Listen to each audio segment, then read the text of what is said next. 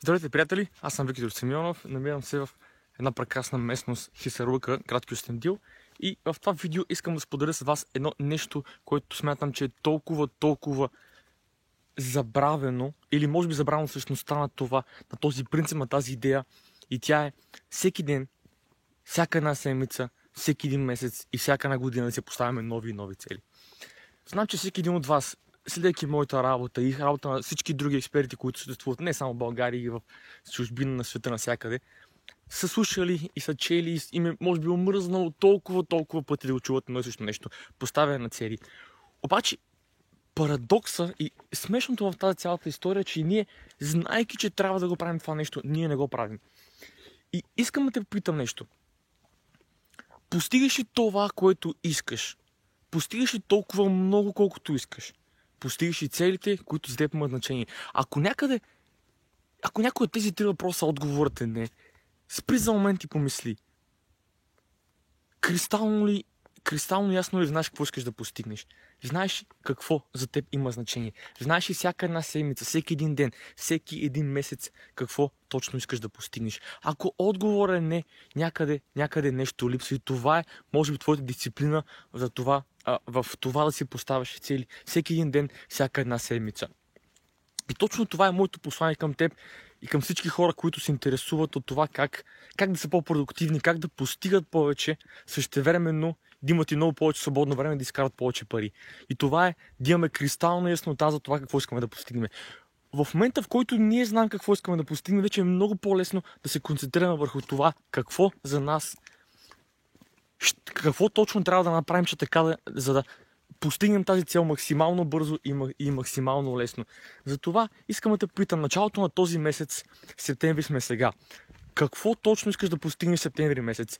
Ако не си още изяснил какво точно искаш да постигнеш, сега е момента да го направиш. Вземи един лист хартия, напиши какво точно искам да постигна в този месец.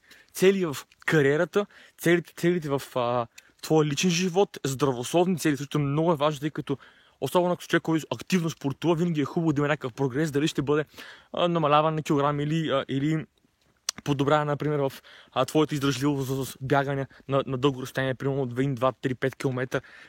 Постави си тези цели, тъй като тези цели могат да направят толкова много за теб и да направят огромно значение в твоя живот. Затова молбата ми към теб и посланието ми днес към теб, разхождайки се чрез този прекрасен парк, наистина, който има възможност нека го посети над град Кюстендил, е парк Хисарлъка, една прекрасна атмосфера, който има възможност днес, не който има възможност, а просто всеки от вас днес трябва да дели време и да си постави цели за този месец. И аз ви обещавам, че една цел, ако си поставите една цел и всяка една сутрин, използвайки инструмента за продуктивност, който ще има линк под това видео, съответно отдолу, свалете този инструмент и го използвате всеки един ден, за да можете да сте много по-продуктивни.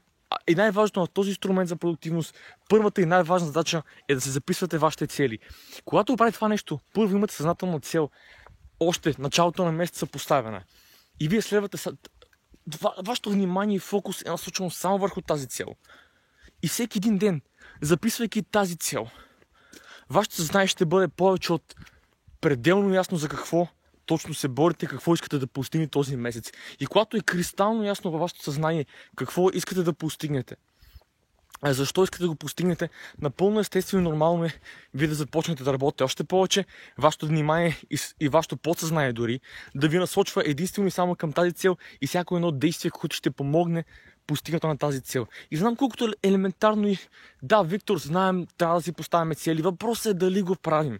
Дали наистина всеки един от нас го прави и дали си поставя цели, защото това е, смея да кажа, изключително важно.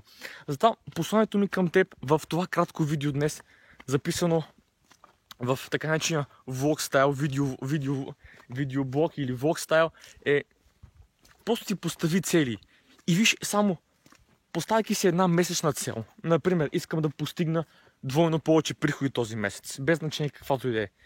И всеки един ден работен, разбира се, говорим, в който ти работиш към постигна тази цел.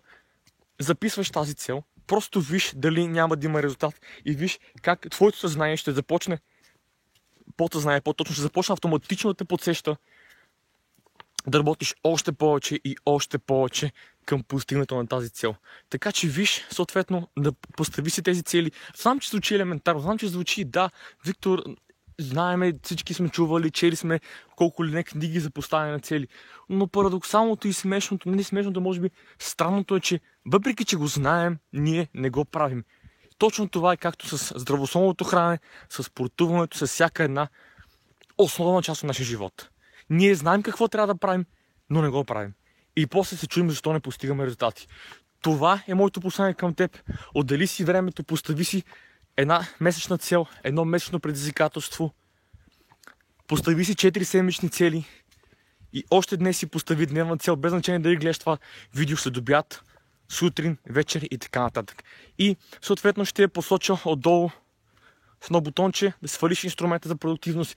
Използвай го, бъди продуктивен. Това е начина да постигаш високи постижения и да бъдеш част от тази общност, която се опитам да създавам, и това за хора, които искат и постигат високи постижения. Така че това е моето послание към теб. Постави си цели и използвай инструмента за продуктивност, който ще намериш под това видео на линка отдолу. Това е от мен. Аз съм Виктор Симеонов. Благодаря за отделените 6 минутки и бъди продуктивен, но преди това знай какво точно трябва да постигнеш като резултат и вече ще бъдеш продуктивен.